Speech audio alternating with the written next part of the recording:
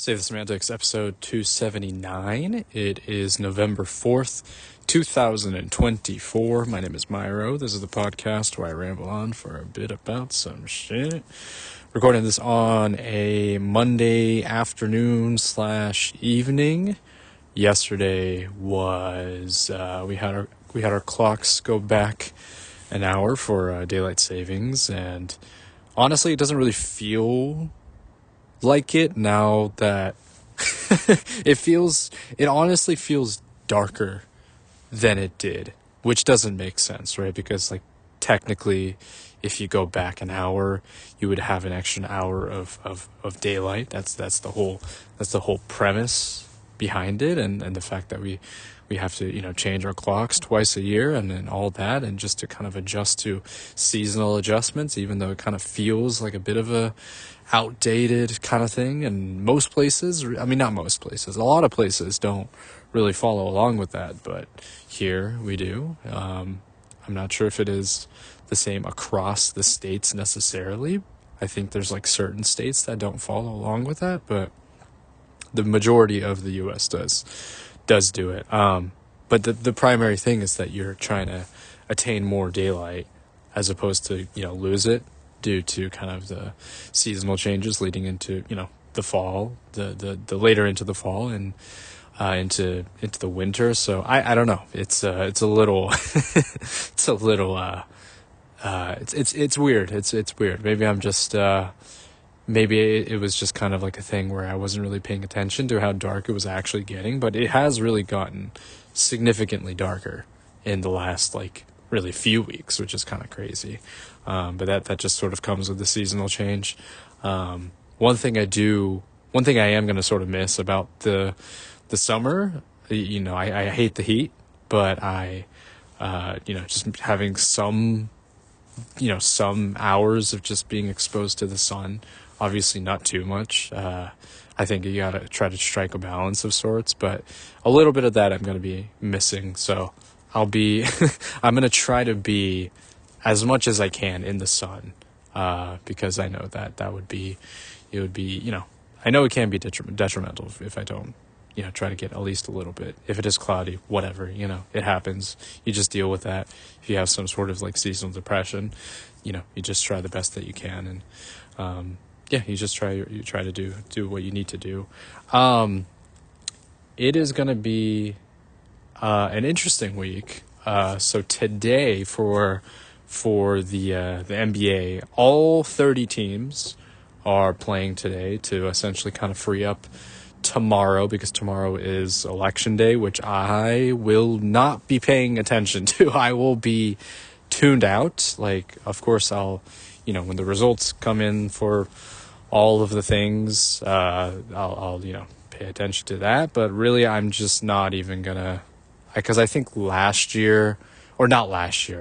time rather, I was a bit more kind of paying attention to it, just sort of all day, just sort of anxiously just looking at, the updates for polling and stuff. And I'm going to avoid doing that. I'm just going to let it happen, and then I'm going to deal with it after it's done. I'm going to deal with whatever the results are, and we'll come to terms with it, and just sort of handle business from there. I'm just not, it is not worth, I have found that it is not worth my time mulling over it for the entire day. There's other people that can do that, that have their careers built on that. And I am not one of those people who just wants to, I just don't want to deal. So, instead, I'm just going to let the day finish. And then, the following day is going to be a new day. And then you just kind of deal with the results of it, whatever the consequences are, and you just kind of move on from there. But, so today, essentially all the NBA teams are playing to free up for tomorrow, so that, people can vote if they haven't voted yet. So it's jam-packed. Games are already starting. What they're doing, and I think they did this last year as well, they're doing kind of a staggered time for each of the games. It's like a 15-minute difference in between, or like 15-minute intervals in between when each game is tipping off. So there's a lot of games going on. The Warriors are playing the Wizards right now. Last time I checked, they were doing pretty well, so I'm pretty happy about that. And we got a whole bunch of other games. I don't know. I did look at the matchups, and they're not the most interesting, really. There's not really a ton that I'm like, ooh, that could be something. I found that I actually enjoy watching some of the tanking teams play against one another, and we're not really seeing that. We're getting, we're getting like, we're getting like a contending team versus a developing, rebuilding team. And sometimes that can be interesting. You can get kind of maybe like an upset of sorts, but I don't know. There hasn't really been anything that caught my eye, but maybe as the day, evening, night goes on, I might find something that kind of sticks, like outside of the Warriors game, which I'll probably try to catch the second half of after this. Speaking of the Warriors, they did play the Houston Rockets this weekend in one of the most bizarre games and one of the more just head-scratching games that I've seen in a long time. First half was like incredible. They had a 30-plus point lead leading into the half. And it just seemed like everything was just working perfectly. They weren't missing shots. The ball movement was awesome. The defense was just like... It was awesome. I think after this weekend, the Warriors have one of the best defenses in the league, I think, behind Oklahoma City, which is not really that surprising. But yeah, it's been it was a crazy first half just in terms of the level of production that they were able to get. Just the amount of just like, I don't know, it's just like Buddy Hield was just like not missing a shot. Yeah, it was pretty crazy. It was impressive to see. I was pretty hyped up. I was like, yeah, this is, you know what? We might win it all. We might win it. And then the second half hit, and it was starting to get a little concerning. The Rockets came all the way back, and they took the lead at one point. They essentially just completely erased a 30-point lead, which is pretty crazy. But I guess, nowadays, if you think of just the volume of 3-point shooting and everything like that and the pace of the game, maybe I shouldn't be that surprised, honestly. Like 20-point leads get cut away all the time, so why not 30-point leads? But they came all the way back and managed to tie it going into overtime. I felt pretty discouraged. I was just like, I might, because just like the whiplash I got from just like this kind of like, euphoria almost that I was feeling from the first half. I'm like, yes, this is like Warriors, like movement basketball, and Steph isn't even playing. This is beautiful. And they're all just cohesive, and just like the screens and the cuts. It's like if someone isn't, if a 3-pointer isn't available on the perimeter, there's someone that's going to be cutting. It's like Kuminga's cutting to the basket. Like it was so good, and then you just get this whiplash where they were just missing shots and nothing was like going in, and the Rockets were like clamping down on defense, and they completely tore down that huge lead that they had, and it was pretty demoralizing going into overtime, and then in overtime, I don't think Houston. I don't know. I don't even remember if they even scored a point. Like maybe they scored some points off of free throws or just like one bucket, but they barely scored at all. Honestly, they were just missing shots. Like the defense was pretty good from the Warriors, but Houston just could not buy a bucket. And we got really lucky. I think they just might have ran out of gas, honestly.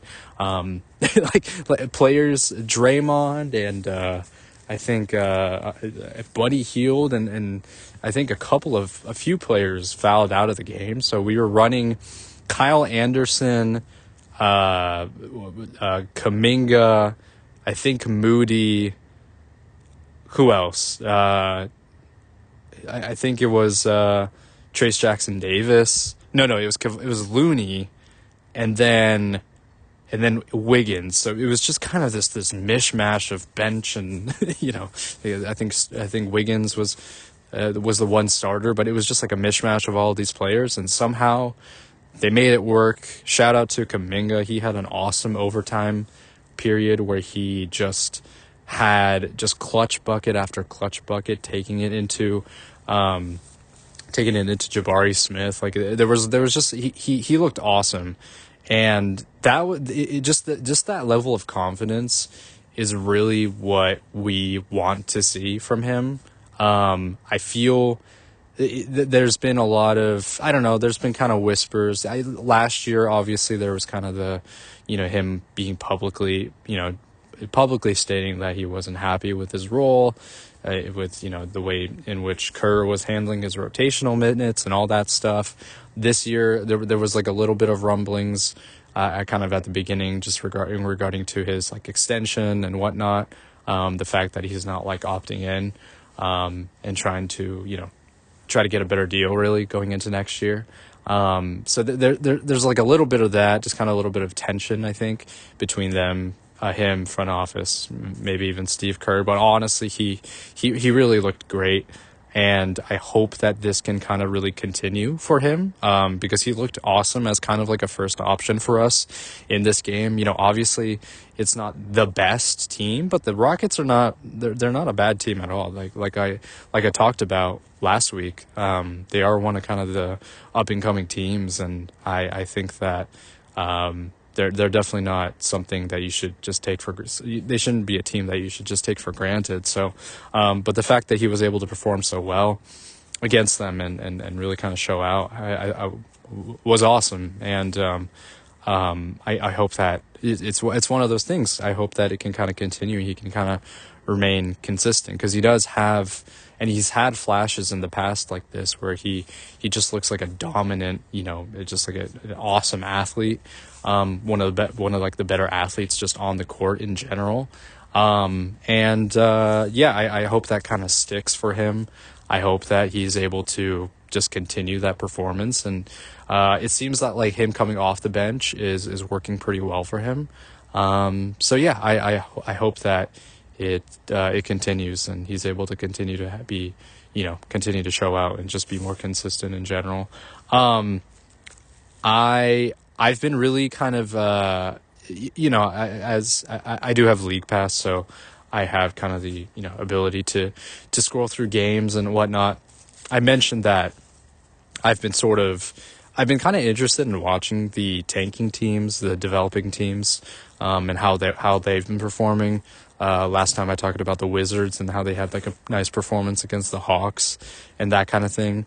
Also mentioning the Brooklyn Nets for kind of having some surprise wins against like the Bucks and that kind of thing. So there's some nice kind of surprises sprinkled in here, especially with kind of those younger teams. And I think that's kind of cool to watch, because like you understand, I'm sort of repeating myself from what I said before, but it is nice to see kind of the direction a certain franchise, a certain team is going for, because it really does lend itself to the fans being hopeful for the future. The fact that there is like you want to be able to develop the potentially really good players that you already have, and then try to bring in some more from this like upcoming draft and also future drafts as well. So there's just, it's really kind of exciting to be in that position, right? I think where you don't want to be, an example of where you don't necessarily want to be in the like kind of in the opposite side is probably the Bucks right now. Looking really tough. I watched the game they had against Cleveland on Saturday. Was it Saturday? Saturday or Friday? Where it came down to the wire. Damian Lillard had sort of an almost game-winning shot. I don't understand why they left so much time on the clock. Like, they left 9 seconds on the clock. That's like way too much time. And then Donovan Mitchell had like a game-winning shot on the other side. I didn't like the shot that Lillard took. Like, it was a good shot, and he made it, which is, good. But like, you just can't really, especially right now, you just can't really trust Milwaukee's defense to put up a stop. So it was just kind of like I don't know, it was a bit of a questionable move. Like, I don't understand why they didn't try to run it at least, to get it like as close to 0 or like 1 second as possible, just like, if it's like a catch and shoot shot, like, that's far better for the defense versus, letting Cleveland get into position. Like, Mitchell did have some moments where he almost lost the ball, but he still had like a clean shot at the end. Like, it just kind of was like pretty, I don't know, it was pretty clean. So I don't know. It was just, yeah, they're looking rough, man. Milwaukee's looking pretty rough. All of the things just kind of stack up on each other, whether it's just kind of the health of Chris Middleton, whether it's Doc Rivers, the inability of other players outside of Giannis and Dame to step up, like just the lack of bench depth. Like, there's too many things to really, I don't know. It's kind of a shit show. I don't know. This feels, I don't know what the next step forward is, because from my understanding, they don't have like really any draft capital, because they traded it all away to get Damian Lillard. And it just like, there's really, is literally right now, but it just is not looking good, unfortunately, for them. So we'll see what happens. Like, is this going to be one of those things where Giannis finally asks out in a certain way, or is he going to just continue to stay with the Bucks until he retires? And are they going to be kind of a bad team with him? I don't know how many moves the front office really has in this scenario, but I don't know. It's not looking super great. So, yeah, sucks to be them, man. That's probably one of the crappier situations to be in the NBA right now. Yeah, outside of that, like, there are definitely a lot of more, you got some intriguing storylines, and seeing again kind of maybe these younger teams being able to kind of step up.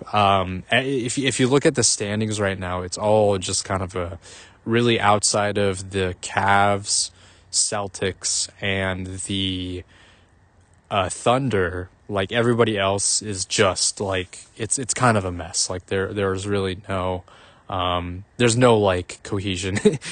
You really can't like figure out like which teams are going to be the ones to be in sort of playoff positions, right? I think those like sort of 3 teams right now currently have they're clearly showing out.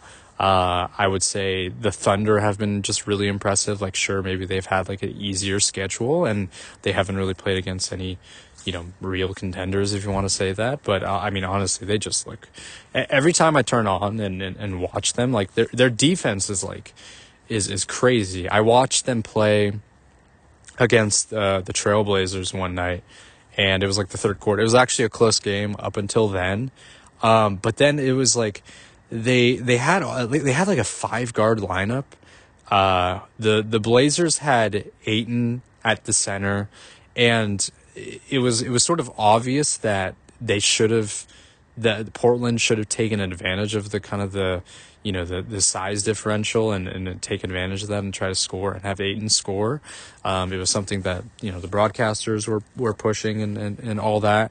But the Thunder just held it down without a center. Like, Alex Caruso it was him and Lou Dort were kind of switching back and forth between being the 5, and they just locked them down, and then they kind of ballooned the lead to 20 points. It was crazy. They just had Portland in absolute clamps. So it was pretty wild to see, just because you don't really expect that kind of thing to work typically, right? Especially when there is kind of a size disadvantage for for the team. But no, their defenders are so good that it doesn't really it doesn't really matter. Like it's pretty wild. You kind of see that in a lot of cases where in kind of the earlier games that I have seen with the Thunder, where they just have just these moments where they just completely shut down the other team on the defensive end, and it's really impressive. So it's like no wonder they're like the best team, or they have the best defense in the league so far. But yeah, it's fun to watch. They're going to be a powerhouse, from now till, however, until like Shea hits like whatever, his prime. I mean, he's technically in his prime if you think about it, but like until he hits like his 30s, but that's like 4-5 years down the line. So, they're in a pretty good position. They're in a pretty good position, right? It'll be pretty, it's going to be, that's going to be a tough team to compete against if you are in the West, and considering I touched upon this before the season started, but they have just a ton of draft capital, so they could really just like, yeah, you know what, we're actually gonna go get Giannis. Like, you know what, like if the Bucks just want to go on full on rebuild mode and just like it's like, you know what, we got our one ring. It seems like we're just not able to maximize what we can do with this current roster. Like, fuck it, we're gonna trade Giannis and just completely restart. And they could do that, I think, and then it's just kind of a nightmare team. Like, I don't even know how you're supposed to deal with that. Like that's just an insane team to deal with, right? That front court is messed up, and then you got Shea, and then you got Jalen Williams and whoever's going to be in the small forward position. It could be anyone. It could be Caruso. It could be Isaiah Joe. Like, they have so many wing players too. It's ridiculous. It's absolutely ridiculous. So, gonna be scary, man. It could potentially kind of be like another dynasty thing. I don't know. I don't want to put too much into it, but it's kind of, it seems like we're sort of headed in that direction. A lot of people are sort of, talking about that. They just have so many players and so many good players that it's hard not to foresee them being just like a threat for years to come. So yeah, that's kind of the gist of it for the basketball front. Obviously, I'll probably talk about more things that do come up as the week goes on. If there's any interesting matchups, I know that I said this before, but the NBA Cup is coming up on, I think it's like in a couple of weeks, right? They labeled it the Emirates Cup. I did see a commercial of it. I'm not exactly sure. I wasn't really paying too much attention, but I'm curious if there are any like rule changes or anything like that, or if they're kind of following a similar format to what they did last year. Excuse me. But it'll be interesting to see. It'll be interesting to see if they do, any additions. It seemed like it was pretty successful last year, so it'll be cool to see if they're able to kind of bring that forward. So that could be sort of like the next exciting part of the season before we kind of get into the holidays. But yeah, that could be something. I think more discussion of that is probably going to come up as we get closer to that sort of tournament start time. A few more things before I kind of leave it off for now. I'm getting close to wrapping up Echoes of Wisdom. I'm really close to the end. I'm thinking that I'm probably going to beat it this week, if not like tomorrow, honestly.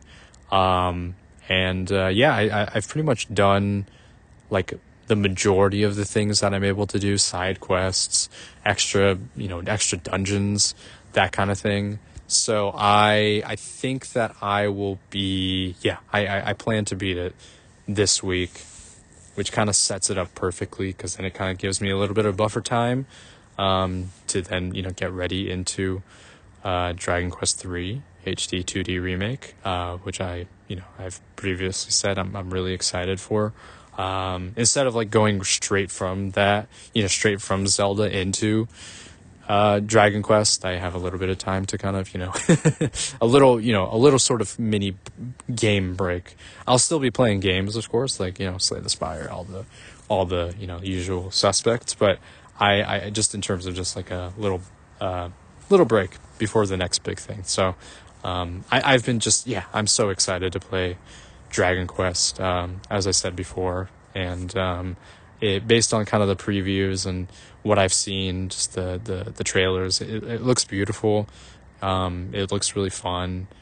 Some of like the quality of life updates that you're able to kind of employ, including kind of like, I mean, it's nothing new, which is like speeding up the battle or that kind of thing. But I do like that. We'll see how I handle the random battles, but I'm not really that concerned, honestly. Like I'm used to it. I've grown up playing games with, you know, random encounters, so it's just kind of going back to that roots with a bit more of a added flavor to it. And yeah, I will be very much looking forward to getting into that. We're in a really good period right now. I just want to add, I'm in a really good period with just, you know, RPGs and JRPGs in general. Like there's just so many good games that are out and coming out right now. Like last month, and this is something that I'm probably going to pick up later, you had Yakuza Kiwami. Recently there was Metaphor Refantasia, which I'll probably, you know, play sometime in the future. There was you got the new Mario and Luigi coming out, which I'm not super interested in because just the simplicity of it is not really my cup of tea, but it seems to be getting some, you know, decent reviews. And then you got Dragon Quest, and then you got obviously news of Xenoblade X that's coming out next year. So it's just a lot of really good stuff. Good stuff. More things to be excited to play in the future. So I'm a happy boy when it comes to my gaming appetite, if you want to call it that. Anyways, I'm gonna leave it off at that for now. I'll check back in later this week, I'll give like a final sort of review or, you know, my final thoughts on Echoes of Wisdom, and talk about other stuff, including probably more basketball. So stay tuned for that. Alrighty, recording this on Friday, November 8th. Once again in sort of the late afternoon / evening time, which is always my preference. We got a shit ton of games today. We got a shit ton of NBA games, which I'm very happy about, because that's probably just going to take up the majority of my night. Just going to be going back and forth between games, mostly paying attention to the Warriors-Cavs game, which is actually going on right now. Last time I checked, it wasn't looking so great. It was 20-2 in the first quarter. So that's not the best, not the best start to the game. But as I've said, 20-point leads are nothing. In today's game, 30-point leads are nothing. As we saw with the Warriors and Rockets game, they came all the way back. So I don't doubt that they can make it competitive, but it's just not the most encouraging start to the game. But we'll see. Once I get back and hop back on, I'll see how how things whether they improve or they continue to look not so great. But that's all right. Let's just start off with that. Let's just start off with kind of the basketball stuff. I do want to talk about Echoes of Wisdom, which I beat last night, and just kind of my overall, you know, my sort of thoughts as I wrapped it up. But yeah, let's just talk Warriors. Let's talk some basketball. The Warriors this week, they beat the Celtics in Boston, and it was you know, that was kind of the first sort of test for them in terms of, you know, actual competition, how well they kind of how well they sort of line up against the top teams, the current top teams in either conference. And I mean, nothing bigger of a challenge than the defending champs. I know they were missing Jaylen Brown and Kristaps Porzingis, but, you know, regardless of that, they are still, you know, one of the best teams in the league. I was really encouraged to see what I saw and what they put out in the first half of the game, because that was kind of mostly what I was able to tune into. I wasn't able to catch the second half, just being a little busy with things, but really liked what I saw especially on the defensive end. It was at halftime. I think it was like 51-40, something like that. So they were able to keep them under 50. Moody had a nice kind of buzzer beating shot at the half, which is really fun. That's just kind of like a nice momentum, just kind of bringing momentum into the next half of the game. But just the defense, just the activity, and just the kind of our versatility with our wing players. It's all just really, it was really great to see in that game in particular. I think that we have, this is something that I've already kind of mentioned last week, and I think probably earlier this week as well, but we really do have the depth to try to kind of be in these kinds of games. Like if, for example, if like one of our, for example, if like Moody or someone is like not doing super well, we can bring off like Lindy Waters into the lineup. Like there's a lot that we can kind of work with there.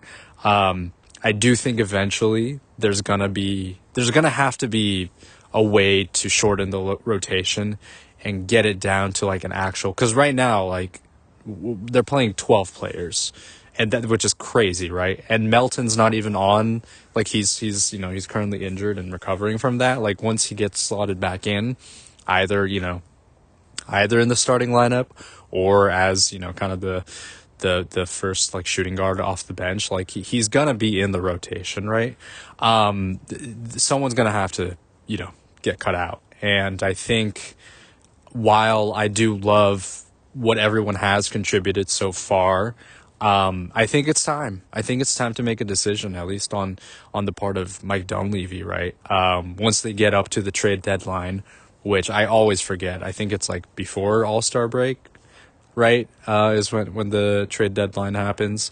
At that point, we do need to kind of make a decision. I think it is sort of the time to try to bring in another, just like a really good player, not just necessarily like a role player, but someone who can, I don't know, be like a significant part, a starter even. If we're able to do that, I think I think we would be in a good shape for playoff contention. I can't think of a specific player right now, but there are teams that I think have sort of I don't want to say trade fodder, but they have tradable players, and it's like the teams that are going into the tank that should probably lean into the tank further, because of just sort of currently their records right now don't really reflect that they're going in that direction. But I'm talking Brooklyn, Portland, especially those teams. I think those there's players like that I think would be really nice to see on the Warriors. I'm thinking like Dorian Finney-Smith.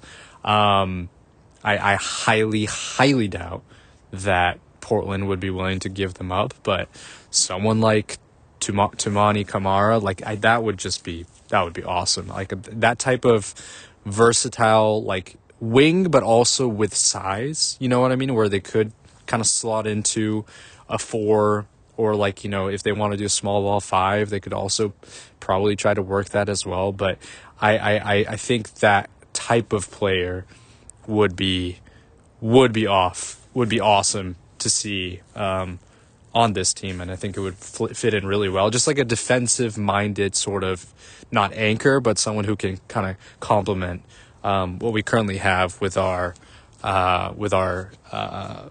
roster. I just would really like to. I think it would be great to see that. So you look at kind of these teams that are probably that should really, for the future of their organization, should really kind of lean into the tank. Brooklyn just has a lot of good pieces that I feel like we could kind of look into. I am really mostly looking at Finney-Smith, though. I think that could really be like a part of the rotation. I don't know if they would be wanting to like give up Claxton. Like I know I've been talking in just like the last couple of years about how we need like a center and that kind of thing. I don't know if the Nets would want to do that, considering that he is still pretty young, and he could maybe be a part of their future moving forward if they do. If they do want to try to like go for someone like Cooper Flag, he could be kind of like a presence for them. But it would be nice to have some sort of center at least who has a bit more of like defensive minded tendencies, right? And I think Claxton he had, I think last year he sort of fell back a little bit just after the KD Kyrie trades and all that. But the year prior to that, it was seemingly like he was going to be kind of on track to be one of the better defensive centers in the league, as at least for his capabilities, his size, and his his youth as well. So that would be really cool. I feel like he could slot in relatively well next to like Draymond or something like that. Like that would be pretty sweet. I don't know if we would make that work. I think like if we do just want more solid and more reliable like defensive like player and support, I feel like Finney Smith would be awesome. He is like a good size as well. He's not going to solve our center issue, but like if we are going to kind of go into that direction of if we want to just continue with small ball 5 and sort of try to keep up with what we have right now, I don't know how sustainable that would be. And if if players like Looney and Trace Jackson Davis are able to kind of continue to have solid performances, like maybe it could work out. But I'm not gonna hold my breath. But I think he would be a nice addition. I think that would be like one player that could really kind of help us in the long run. It's just gonna come with the cost of obviously trading some of our younger players. We just have to, unfortunately. Like we just have too many players at this point, and we can't develop them all. We just need to figure out a way to like solidify the rotation.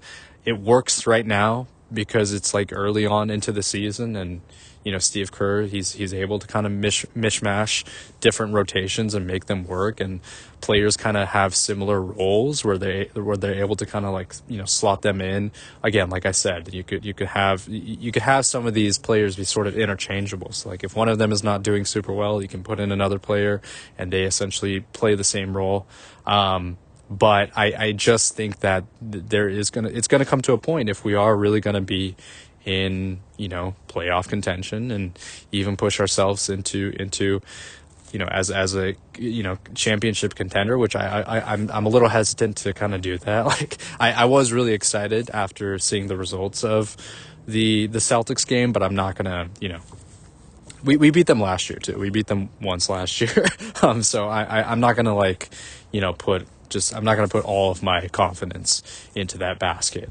But I think if we do want to get into kind of the upper echelon and really, be like a very strong team, we have to kind of figure out that rotation. It's just not going to be sustainable.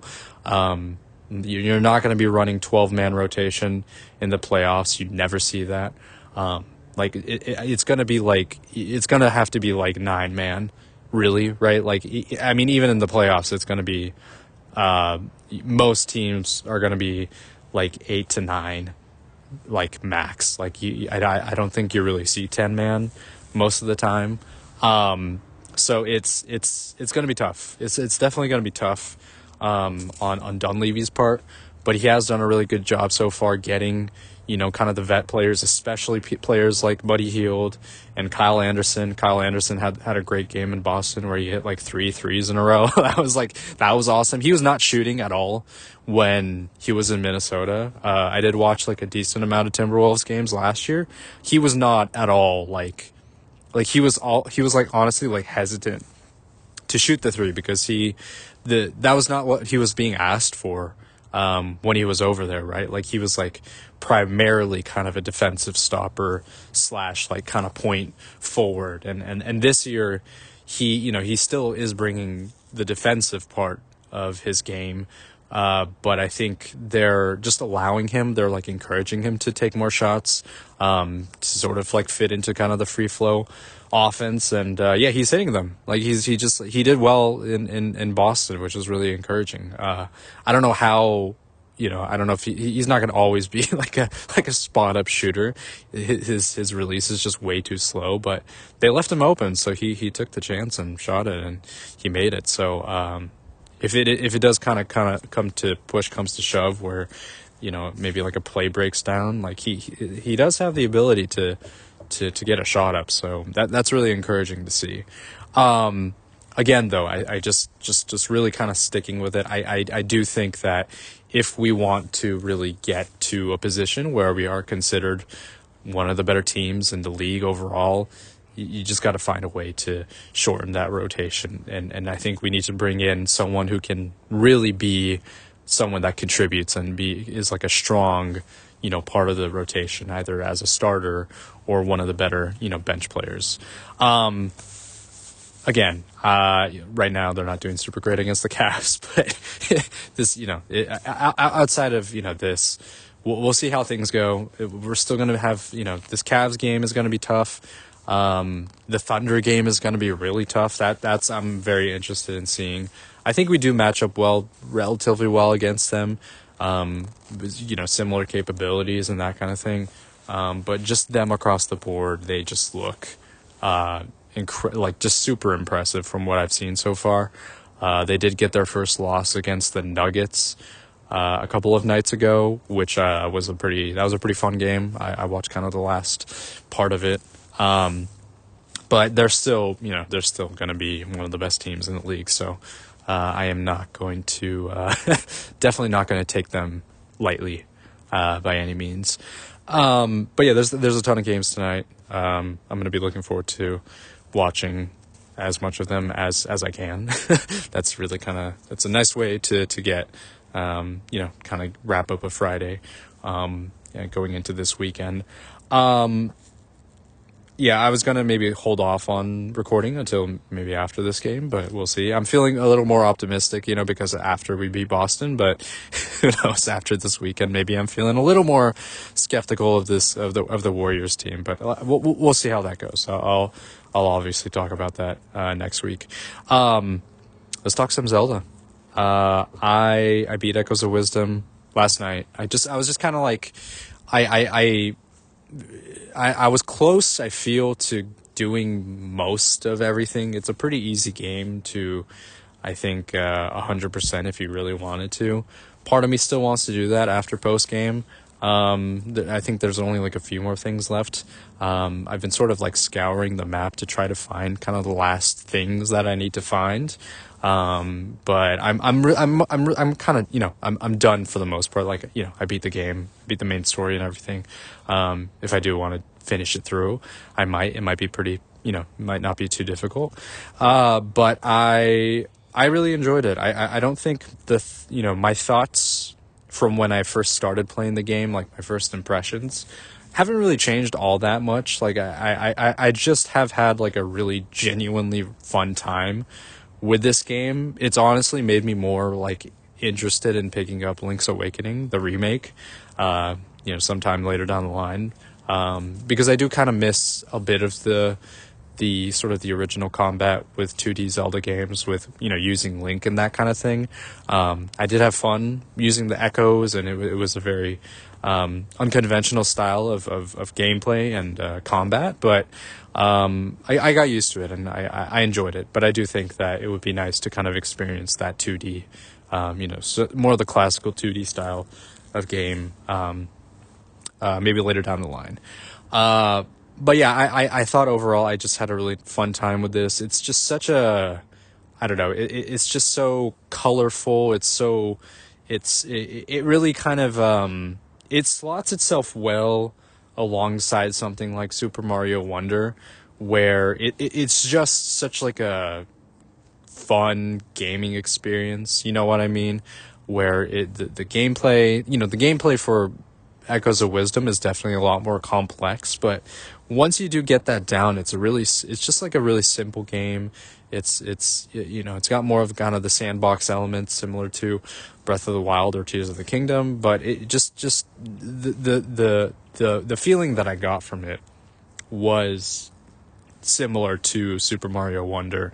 Just the colorfulness, the vibrancy of things, the fact that there was always some kind of little, there's always a little surprise in each area of the game. Is the music was really nice. It complemented the environment really well. It complemented the atmosphere very well. Just like a really wonderful experience playing through this. It was just kind of like a cozy, you hear kind of the stereotypical like cozy game when it comes to like Nintendo games. But I really do feel like this was like kind of perfect for that.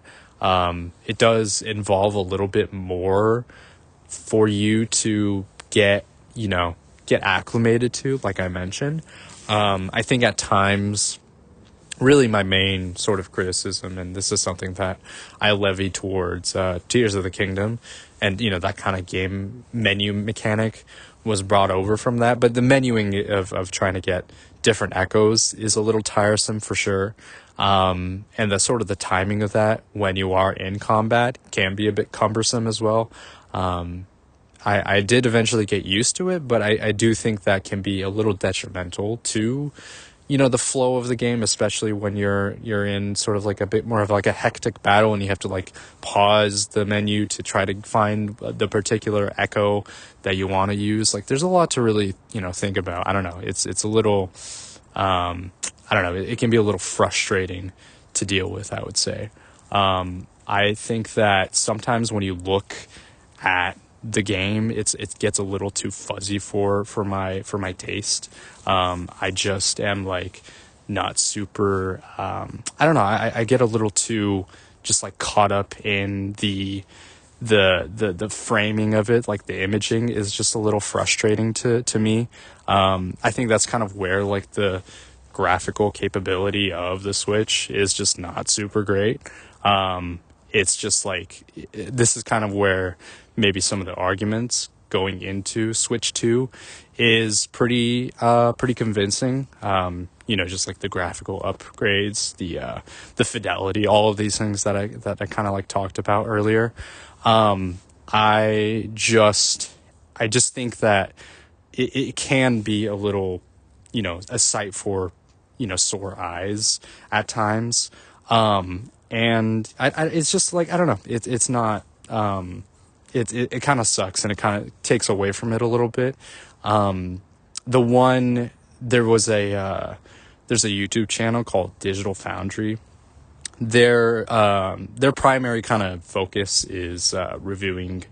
They review games, but they mostly focus on kind of just like the actual like presentation of the game itself. And I think that this game was pretty critically panned from their perspective. I couldn't disagree with them. I do think that some of the issues with like the frames per frame rate, the FPS and whatnot, can be a little, it can't suck to look at, you know what I mean? For the most part, I was able to kind of work through it and play with it. But I think for those that are a bit more sensitive to that kind of thing, I do think it can be hard. It can be hard to kind of look at that. So those are kind of my major complaints, which I think is pretty common across the board from a lot of other players as well, is just the presentation of it is a bit rough. And then the menuing it can be really tough to get through. It can be cumbersome. But really outside of that, I had a really just great time with this game. One thing that I do really want to compliment this game is the story is straightforward. It's simple. 2D Zelda has never been super complicated. I mean, Zelda in general, games, the story has never been the most complex. But I do really like kind of the sort of the antagonist of this game and the way they introduced it. Um, I just thought it fit in really well with kind of the world, and I've been seeing a couple of videos pop up, just sort of maybe tying it to the overall lore of, you know, Zelda. I sort of, I disagree with the fact that, you know, I do feel that this game is very much kind of a standalone in its own way, and the timeline doesn't really matter. I think this is just kind of another story. Like, I just don't, you know, I can see, you know, there's nothing wrong with people wanting to try to connect it back to the overarching timeline, but even if you do look at it as its own standalone story, I think it does a really nice job. I like kind of the sort of a different way of looking at the Triforce. I thought that was really cool, while still incorporating some of the more familiar elements and names and like characters and that kind of thing. You know, I really like that. It was like there's, I don't want to give too much away, but it's just like a, I don't know, it's just sort of like a different interpretation, and the way they sort of like tie together, you know, tie together kind of the rest of the story and the world and that kind of thing. And I really like it. I really liked it, and I thought the ending was really nice. It was well done. It sort of was akin to Skyward Sword with Fi or Fee. In this, you know, in this game, your companion is Tri, which I like them a lot. I thought they were a really nice complementary character. You know, you could see them kind of grow as the story progressed, like they're learning about, you know, the culture and, you know, the people of, you know, Hyrule and that kind of thing. And I thought that was well incorporated, and them kind of developing toward the end, and just sort of that ending I thought was really touching. Honestly, it was really well done. You know, you could see it coming from like a mile away. It's not like a twist or whatever, but you know, you could sort of expect where, you know, how that ending was going to go. But I thought they nailed that. I thought they did a really nice job. And, you know, it's actually surprising, like 2 Zelda games in a row where they actually kind of did a really nice job with the ending. Tears of the Kingdom ending was awesome, right? I mean, it was just kind of like a spectacle. I know the story has its issues, but the ending itself was awesome.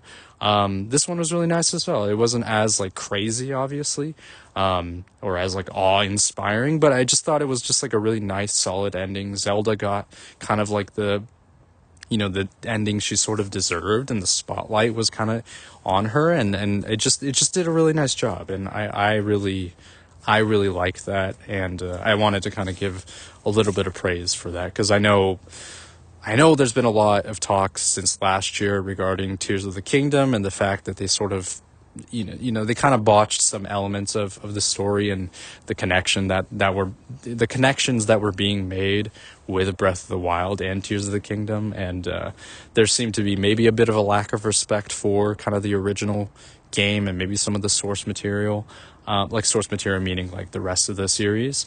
So I liked what they did here. It felt, they gave a lot of homage to, the games of the past. Of course, they brought back, familiar things like certain races and just kind of the 3 goddesses and all that stuff. But they added a little bit more, and I liked what they showed, and I thought it was really nice. So I wanted to kind of give some props there, on top of just the game being just a joy to play through.